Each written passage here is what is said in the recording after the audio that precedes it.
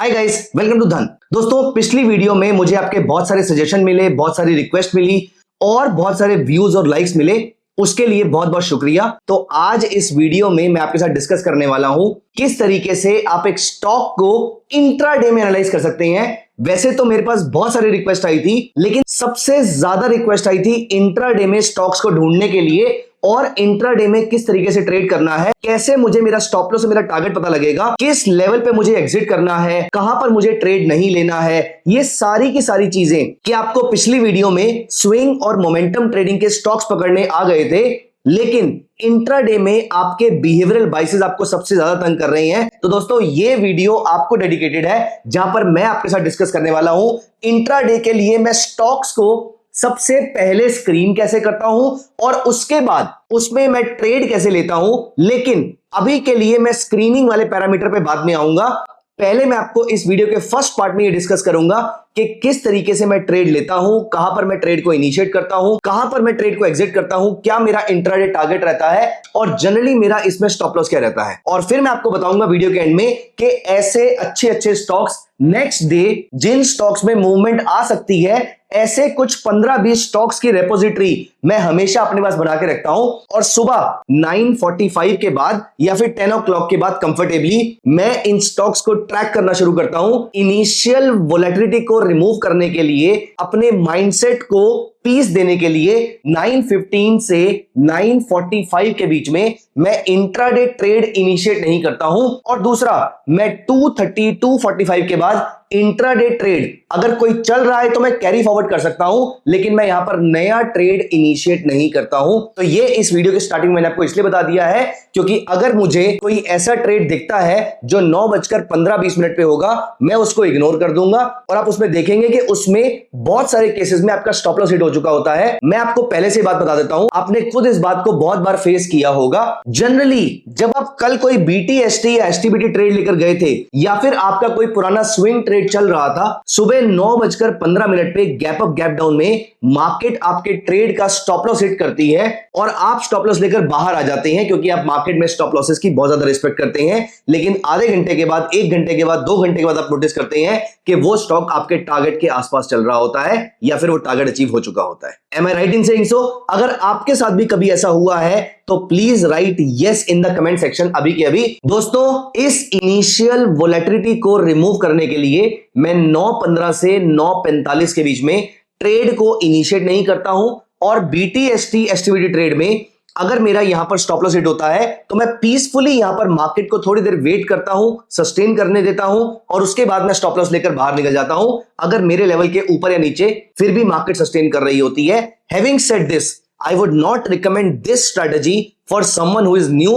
You should always place the stop loss in the system. हाँ, आप इसमें ये काम कर सकते हैं कि अगर मान लेते हैं आपकी पोजीशन बाई की है, 102 पे आपने बाई किया था, 115 का आपका टारगेट है, लेकिन 100 रुपीस का आपका स्टॉप लॉस था, तो 100 की जगह स्टॉप लॉस को 99.5 कर लीजिए, 99.7 कर लीजिए, 99 भी आप कर सकते हैं, लेकिन एग्जैक्ट 100 स्टॉप लॉस बनता है। इनिशियल वॉलेटिलिटी से बचने के लिए आप अपना स्टॉप लॉस थोड़ा सा इंक्रीज कर सकते हैं, थोड़ा सा अपने एक्चुअल स्टॉप लॉस से दूर रख सकते हैं। खैर एनीवेज, अब हम यहां पर चलते हैं इंट्राडे स्टॉक एनालिसिस की तरफ। किस तरीके से मैं अपने स्टॉक्स को ढूंढता हूं, एनालाइज करता हूं, ट्रेड इनिशिएट करता हूं, मैं स्टेप बाय स्टेप आपको बताने वाला हूं।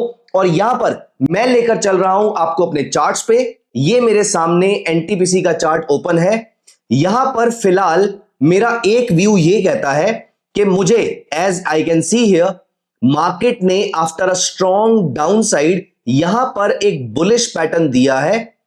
इस बुलिश पैटर्न के बाद मैं NTPC में सिर्फ और सिर्फ बाय ट्रेड ढूंढूंगा, लेकिन मैं यहां पर आपको यह बताऊंगा कि मैंने इस स्टॉक में क्यों बाय किया, कैसे बाय किया, कहां बाय किया और कहां पर एग्जिट किया। ये सारी चीजें मैं आपके सामने डिस्कस करने वाला हूं एक एक करके। तो यहां पर वीडियो के एंड तक आपको बहुत स्ट्रॉन्ग लर्निंग मिलने वाली है। Stay tuned. आप एक पेपर पेन लेकर बैठिएगा, एट द सेम टाइम आप अपने चार्ट्स को भी ओपन करके रखिएगा। आप मेरे साथ साथ अपने सिस्टम पे प्राइसेस को देखेंगे। 27 नवंबर 2024 के वो प्राइस होंगे और आप देखेंगे किस तरीके से, कहां पर मुझे ट्रेड को इनिशिएट करना था और कहां पर मुझे एग्जिट करना था। इससे पहले कि मैं आगे बढ़ूं, मैं आपको यह भी बता देता हूं, यहां पर मेरे सामने जो NTPC का चार्ट खुला हुआ है, मैं इसमें कल, परसों, नेक्स्ट डे, जब तक मुझे एक अच्छा मूव नहीं मिलता है, मैं यहां पर बाय सिग्नल खोजता रहूंगा, मैं यहां पर बाय सिग्नल ढूंढता रहूंगा, लेकिन जस्ट बिकॉज के मुझे लग रहा है कि ये बाय हो जाएगा, मैं बाय नहीं करने वाला जब तक मेरे ट्रेडिंग सिस्टम पे वो बाय नहीं बनता। और एनटीपीसी मेरी रडार पे इसलिए है क्योंकि एनटीपीसी में आफ्टर अ शार्प डाउनसाइड ये एक बुलिश कैंडल फॉर्मेशन हो चुकी है। मार्केट ऊपर गई है, मार्केट ने ऊपर सस्टेन नहीं किया, मार्केट नीचे आ गई है। जब तक मार्केट इस लेवल के ऊपर सस्टेन कर रही है, I will be expecting a bullish move at any point in time on any day। लेकिन मैं ऐसे ही LR इंडिकेटर के बेसिस पे, do you know what is LR indicator? LR indicator का मतलब होता है लग रहा है इंडिकेटर। सो मैं सिर्फ लग रहा है इंडिकेटर के बेसिस पे मैं यहां पर ट्रेड नहीं करने वाला। मुझे किसी ट्रेडिंग सिस्टम पे बाय मिलना भी चाहिए, और वो मैं आपको बताऊंगा कि बाय सिग्नल कैसे मिलता है। तो यहां पर एनटीपीसी में तो मैं कल परसों नेक्स्ट डे वेट करता रहूंगा, लेकिन फिलहाल आज जो मेरा ट्रेड जनरेट हुआ था वो हुआ था कोल इंडिया में। कोल इंडिया मेरी रडार पे आया ही क्यों था, पहले मैं आपको ये बताऊंगा। Again after a strong down side, जब मैं डेली चार्ट्स चेक कर रहा था तो मैंने यहां पर पाया कि डेली चार्ट पे बहुत स्ट्रॉन्ग डाउन साइड के बाद यहां पर मुझे मिलती है एक डोजी टाइप की कैंडल। ये एक बहुत ही ब्यूटीफुल रिवर्सल कैंडल है। मुझे इस लेवल के ऊपर बाय सिग्नल ढूंढने शुरू करने हैं और ये मेरा स्टॉप लॉस रहेगा। इस लेवल के नीचे अगर मार्केट सस्टेन करती है तो मैं बाय सिग्नल ढूंढना बंद कर दूंगा। इस पॉइंट ऑफ व्यू का स्टॉप लॉस है, ना कि मेरे किसी ट्रेड का स्टॉप लॉस है। मुझे अब यहां पर क्योंकि मार्केट ने ये लेवल ब्रीच कर लिया, कंफर्टेबली ट्रेड भी कर लिया, 2-3 बार क्लोजिंग भी दे दी। आज भी क्लोजिंग ऑल्दो रेड कैंडल की है, लेकिन इसके ऊपर ही दी है। जब मैं कल स्टॉक को ट्रैक कर रहा था तो मैंने नोटिस किया कि मार्केट ने इस लेवल के ऊपर एक ग्रीन क्लोजिंग दी है, एक रेड क्लोजिंग दी है, एक और यहां पर डोजी क्लोजिंग दी थी। तो यहां पर 2-3 बार क्लोजिंग दे चुका है। मतलब मार्केट बहुत ज्यादा फेवर नहीं कर रहा बियर्स के लिए। ऑल्दो ऊपर के लेवल पे अभी तक सस्टेन नहीं कर पा रहा, बट मुझे उससे फर्क पड़ता नहीं है क्योंकि मैं इंट्राडे ट्रेड करूंगा। यहां पर दोस्तों मैं यहां पर बहुत सारी बातें आपके साथ साथ खुद से भी कर रहा हूं, क्योंकि मैं भी अपने लिए कल का ट्रेड सोच रहा हूं। टुडे इट इज वेडनेसडे और कल के ट्रेड के लिए मुझे भी अपने आप को आज ही रेडी करना है। तो आज मार्केट आवर्स खत्म हो चुके हैं, मैं आपके साथ साथ अपना भी एनालिसिस कर रहा हूं कि कल मुझे क्या करना है। जहां पर मैंने आपको एक ट्रेड बताया कि एनटीपीसी मेरे रडार पे रहेगा। अब यहां पर मैंने आज क्या देखा, आज यहां पर कोल इंडिया में जब इस लेवल के ऊपर मार्केट सस्टेन कर रही थी तो एनीवेज ये स्टॉक मेरे रडार पे तो था ही, लेकिन रडार पे होने से कुछ नहीं होता है। मुझे चाहिए एक ट्रेडिंग सिस्टम पे ऊपर फिट बैठना, और उसके लिए मैंने आपके साथ पिछली वीडियो में भी डिस्कस किया था, one single go to thing for me is 3 moving averages. यहां पर पहली मेरी रहती है 9 पीरियड मूविंग एवरेज, जो मैं आपके लिए थोड़ी सी डार्क कर देता हूं। दूसरी मेरी रहती है 30 पीरियड मूविंग एवरेज, जो कि अगेन मैं आपके लिए यहां पर येलो इसे कलर में कर देता हूं। और थर्ड मेरी रहती है 100 पीरियड मूविंग एवरेज, जो कि आपके सामने यहां पर रेड कलर में आपको दिखाई देगी। परफेक्ट। तो डेली चार्ट पे तो ये बियरिश है ही, बट मुझे उससे फर्क नहीं पड़ता है।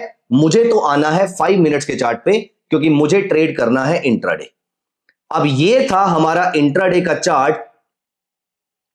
एक बार इसने मुझे सुबह मार्केट खुलते ही बाय देने की कोशिश करी, लेकिन अभी अभी क्योंकि इनिशियल वॉलेटिलिटी के अंदर मार्केट ने एक हाई मारा था, तो मैं यहां पर बाय करने के मूड में फिलहाल नहीं था। हाँ, ये वाला लेवल कटता तो मैं डेफिनेटली यहां पर बाय कर लेता। प्रेफरेबली अगर 5 मिनट्स की क्लोजिंग इसके ऊपर जाती तो मैं अपनी पूरी पोजीशन पूरे थ्रॉटल के साथ बाय करता। अगर मार्केट सिर्फ यहां पर 1-2 मिनट सस्टेन करती तो भी मैं पार्शियल पोजीशन ले लेता। और मैं अपवर्ड पिरामिडिंग में बहुत ज्यादा बिलीव करता हूं, मतलब प्रॉफिट आने पर मैं अपनी पोजीशन को और इंक्रीज करता रहता हूं। मैं लॉस मेकिंग पोजीशंस को ज्यादा इंक्रीज नहीं करता अनलेस अनटिल वहां पर कन्विक्शन बहुत स्ट्रांग हो। यहां पर अगर मार्केट इस लेवल के ऊपर, मैं आपके लिए रिपीट कर देता हूं, अगर मार्केट इस लेवल के ऊपर जाती तो मैं पार्शियल पोजीशन क्रिएट करता। अगर मार्केट इस लेवल के ऊपर सस्टेन करती तो मैं पूरे थ्रॉटल से इसको बाय करता। लेकिन अनफॉर्चुनेटली मार्केट इसके ऊपर नहीं गई, मार्केट नीचे आ गई। फिर मार्केट ने अप्रोक्सीमेटली 12:30 बजे के आसपास इस पॉइंट में मेरे साथ तीनों मूविंग एवरेज का क्रॉसओवर प्रोवाइड किया। ये था मेरा लेवल यहां पर। अब क्योंकि इनिशियल वॉलेटिलिटी खत्म हो चुकी थी तो मुझे उस पॉइंट ऑफ व्यू से कुछ नहीं करना था, उस हायर लेवल से कुछ नहीं करना था। इस लेवल के ऊपर मार्केट के जाने पर मुझे बाय करना था, और यहां पर 416 रुपए के आसपास मेरा स्टॉक बाय होता है। मेरा इंट्राडे टारगेट था अप्रोक्सीमेटली 0.7% ऑफ माय इन्वेस्टमेंट। तो यहां पर आपको 416 रुपए 30 पैसे के आसपास इस शेयर को बाय करना था। As you can see on the right side, यहां पर 416 रुपए 50 पैसे का इसका हाई लगा हुआ है। यहां पर इसी लेवल के आसपास 30, 35, 40 पैसे के आसपास का मुझे उस समय मार्केट में इसका प्राइस दिख रहा था। इस लेवल के ऊपर सस्टेन करते ही मार्केट को मुझे यहां पर बाय करना था और 416 पे 30, 40, 50 पैसे के आसपास जब आपने इसका ऊपर जाने पर इसको बाय कर लिया यहां पर। अब फिलहाल यहां पर मेरे पास स्टॉप लॉस कुछ नहीं है। मेरा स्टॉप लॉस क्या है, जब ये 5 मिनट चार्ट पर ब्लू वाली moving average which is a 9 period moving average, जब ये येलो वाली को वापस नीचे काट जाएगी तो मैं अपनी पोजीशन से एग्जिट कर जाऊंगा। अदरवाइज मैं पोजीशन को ट्रेल करता रहूंगा और मैं लास्ट प्रॉफिट बुक करूंगा 1% प्रॉफिट आने पर, 1% स्टॉक के ऊपर जाने पर, और अप्रोक्सीमेटली 70% प्रॉफिट मैं बुक करूंगा जब मुझे 0.7% के आसपास का रिटर्न आ रहा होगा। तो 416 पे 50 पैसे के आसपास से लेकर इस स्टॉक ने मेरे लिए ट्रेड इनिशिएट किया। यहां पर जब ये मार्केट ऊपर गई 419 के आसपास मैंने अपना प्रॉफिट बुक किया, पार्शियल प्रॉफिट बुक किया, लेकिन मार्केट ने मुझे अपॉर्चुनिटी नहीं दी पूरा प्रॉफिट बुक करने की। तो 417 रुपए के आसपास मैंने अपना पूरा का पूरा प्रॉफिट बुक किया और मार्केट से बाहर आ गया। तो मेरी बाकी 30% पोजीशन जो बची थी वहां पर मैं ऑलमोस्ट कॉस्ट टू कॉस्ट या फिर माइनर सा प्रॉफिट लेके निकला। मैं मान लेता हूं कि ये पैसे मेरे ब्रोकरेज में निकल जाएंगे। तो 70% पोजीशन जो मेरी थी वो मुझे अप्रोक्सीमेटली 0.7% के आसपास का रिटर्न प्रोवाइड करके गई है। This was my first stock of the day which was Coal India. आप अपने चार्ट्स पे इस चीज को जाकर डिटेल में चेक कर सकते हैं। वहीं पर मेरे सामने एज आई सेड कि मेरे सामने कुछ स्टॉक्स की लिस्ट है जिसका मैं 5 मिनट्स चार्ट ट्रैक करता रहता हूं। वहीं पर मेरे सामने एक और स्टॉक था HDFC बैंक।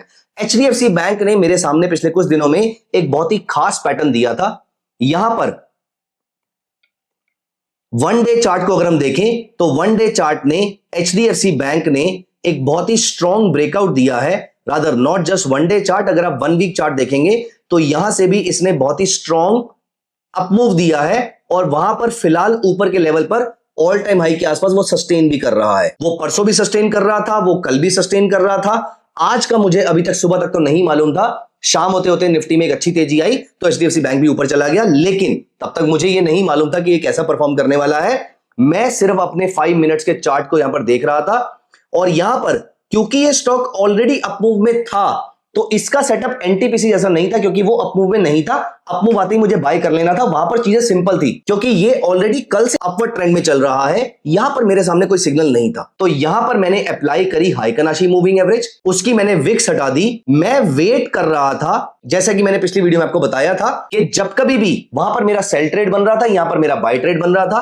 तो अब आज 27 तारीख को जब ये मार्केट यहां पर ओपन होती है, इनिशियल वॉलेटिलिटी को मैंने यहां पर रिमूव कर दिया। ये अप्रोक्सीमेटली 10 बजे का टाइम था। इसके बाद मैंने मार्केट को ट्रैक करना शुरू किया और जब कभी भी मैंने सोचा कि ये मार्केट येलो लाइन के आसपास आएगी, ब्लू लाइन से रिवर्सल लेगी तो मैं ट्रेड ले सकता हूं। और मैंने आपको पिछली वाली वीडियो में ये बात बताई थी कि 2 रेड कैंडल आएंगी, उसका लो ब्रीच होने पर मैं सेल करूंगा। इसका एग्जैक्टली ऑपोजिट मैंने HDFC बैंक में सोचा था कि 2 ग्रीन हाइकनाशी आएंगी तो मैं यहां पर बाय करूंगा, लेकिन ग्रीन हाइकनाशी का हाई ब्रीच नहीं हुआ। एज यू कैन सी यहां पर रेड कैंडल फॉर्म हो गई थी। इसका मतलब मेरे लिए यहां पर डरने वाली जरूरत थी। मैंने यहां पर वेट किया। अगली बार जब ये मार्केट थोड़ा और नीचे आई और अब वो मेरी सेकंड वाली मूविंग एवरेज को भी टच कर रही है और यहां से अगर वो रिवर्स करती है, ये मेरे लिए एक स्ट्रॉन्गर सिग्नल होता है। मैं यहां पर रुक के आपको एक बात बताना चाहूंगा। अगर ये मार्केट डिप लेकर ब्लू लाइन से वापस जाती है, मतलब 9 पीरियड EMA से वापस जाती है, इट इज गुड। अगर ये डिप लेकर येलो लाइन मतलब 30 से वापस जाती है, इट इज इवन बेटर। और अगर ये यहां पर नीचे आके रेड लाइन को टच करके 100 EMA से वापस जाती है, लेकिन साथ में 930 के ऊपर और 30-100 के ऊपर ही बना रहता है, सिर्फ प्राइसेस शार्पली डिप लेकर यहां से रिवर्स करते हैं, this is the best scenario. मेरे सामने बेस्ट सिनेरियो नहीं, बेटर सिनेरियो बन रहा था। तो मैंने यहां पर 2 ग्रीन हाइकनाशी बनने पर जैसे इसका हाई ब्रीच हुआ, मैंने यहां पर स्टॉक को यहां कहीं पर पकड़ा 1794 के आसपास। और उसके बाद क्या था, मेरे को 0.7% के आसपास के मूव की एक्सपेक्टेशन थी, या फिर मेरा सेटअप कहता है कि 0.7% के आसपास का मूव आपको मोस्ट लाइकली आसानी से मिल जाएगा। तो 1794 के अंदर मुझे अराउंड 12-13 पॉइंट के आसपास की मूवमेंट की रिक्वायर्ड थी। तो 1794 प्लस 12 इज 1806। यहां पर मेरा स्टॉक 1806 के आसपास आता है। मैं यहां पर अपना पार्शियल प्रॉफिट बुक करता हूं। ये स्टॉक अपने ऑलमोस्ट डे हाई और ऑल टाइम हाई पे क्लोज होता है। मैं यहां पर इस डिप में, क्योंकि मूविंग एवरेज ने क्रॉसओवर मुझे नहीं दिया, तो अराउंड 3 बजे के आसपास मैं अपनी पोजीशन से एग्जिट करके यहां पर मार्केट से बाहर हूं। तो दोस्तों मैंने आपको लाइव एग्जांपल आज की मार्केट के अंदर बताए कि किस तरीके से आप इन ट्रेड्स को प्ले आउट कर सकते हैं। किसी भी ट्रेडिंग स्ट्रेटेजी को आप पिक करके जो आज के ट्रेडिंग सिनेरियो में फिट बैठ रही है, आप इसको यूज करके मार्केट में अपने लिए इंट्राडे ट्रेड जनरेट कर सकते हैं, इनिशिएट कर सकते हैं। अब यहां पर आते हैं एक सबसे इंपॉर्टेंट पॉइंट की तरफ, जहां पर मैं आपको यह बताऊंगा कि ये स्टॉक की लिस्ट मेरे पास आई कहां से थी। ये बहुत ही आसान तरीका है, मैंने कुछ नहीं किया था, मैंने सिर्फ स्कैनएक्स ओपन किया, मैं सिर्फ स्क्रीनर्स पे गया और अब मैं आपको बता रहा हूं कि मैं कल कौन से स्टॉक्स को ट्रैक करने वाला हूं अपार्ट फ्रॉम एनटीपीसी। यहां पर ये रोज मेरी फीड जो है वो लगातार बढ़ती जाती है। रोज मैं कुछ कुछ स्टॉक्स निकालता रहता हूं, जिनका ट्रेड मेरे हाथ में आ जाता है उसको मैं बाहर निकाल देता हूं, जिसका ट्रेड मिस हो जाता है उसको मैं साइड पे रख देता हूं, बाकी जिनके ट्रेड अभी पेंडिंग होते हैं उनको मैं अपनी रडार पे रखे रखता हूं।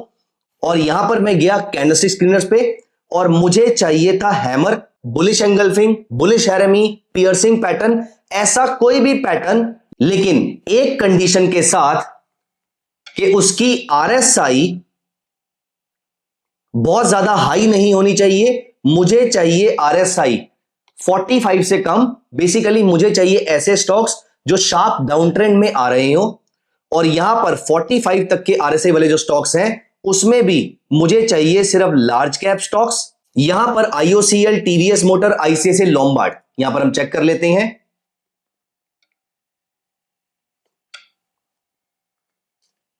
टीवीएस मोटर्स में मैंने नॉर्मल कैंडल अप्लाई करी। यहां पर मेरे सामने आज हैमर तो बना है, लेकिन यह हैमर कोई खास हैमर नहीं है। लेकिन इस पैटर्न में, लेकिन इस स्टॉक में मुझे यहां पर एक हायर हाई हायर लो बनता हुआ दिखा है, तो मैं इसको अपनी रडार में डाल दूंगा। ऑल्ट डब्ल्यू क्लिक करके मैं इसको अपनी वॉच लिस्ट में ऐड कर दूंगा। यहां पर आईसीआईसीआई लॉम्बार्ड को भी अगर हम देखें तो डेली चार्ट पे मुझे यहां पर एक हैमर मिला है। आज वाला हैमर तो कुछ खास नहीं है, लेकिन ये वाली जो 4 दिन पहले की कैंडल है जो कि इन्वर्टेड हैमर बनी हुई है, ये मुझे थोड़ा सा डर दे रही है कि यहां पर मार्केट में एक स्ट्रॉन्ग रेजिस्टेंस हो सकता है। इसीलिए मैं इसको अपनी लिस्ट से बाहर कर देता हूं और यहां पर मैं लास्ट स्टॉक आज का चेक कर लेता हूं, आईओसीएल। आईओसीएल में मुझे रिसेंटली एक बुलिश हैरमी देखने को मिला था, आज यहां पर हैमर भी मिला है। लेकिन अगर मैं इसके 5 मिनट चार्ट पर आता हूं, एज यू कैन सी इसमें ऑलरेडी एक अच्छा खासा बाय ट्रिगर हो चुका है, तो यहां पर मैं सिर्फ डिप पे इसको बाय करना चाहूंगा। तो कल अगर मुझे ये मेरे सेकंड रडार पे रहेगा, जैसे कि एचडीएफसी बैंक था, अगर ये स्टॉक मुझे by any chance second moving average से डिप करके वापस रिवर्स करता हुआ मिलेगा, तो मैं आईओसीएल को कल, परसों या अगले 2-3 दिन तक इसको अपनी रडार पे रखकर बाय करने की कोशिश करूंगा। अदरवाइज मैं इसको अपने लिस्ट से बाहर निकाल दूंगा। तो दोस्तों इस तरीके से एक ट्रेडर अपने ट्रेड को देखता है। यहां पर मजे की बात यह कि ज्यादातर बातें मैं आपसे कम और खुद से ज्यादा कर रहा था, क्योंकि इसी तरीके से मैं खुद से बातें करके अपने लिए ट्रेड जनरेट करता हूं। आपको यह तरीका अच्छा लगा, नहीं लगा, आप मुझे कमेंट सेक्शन में जरूर बताइएगा। आई होप आपको मेरा ये एफर्ट पसंद आ रहा होगा। अपने व्यूज कमेंट सेक्शन में जरूर मेंशन कीजिएगा। Thank you so much, see you in the next video. Bye. Investments in the securities market are subject to market risk. Read all the related documents carefully before investing.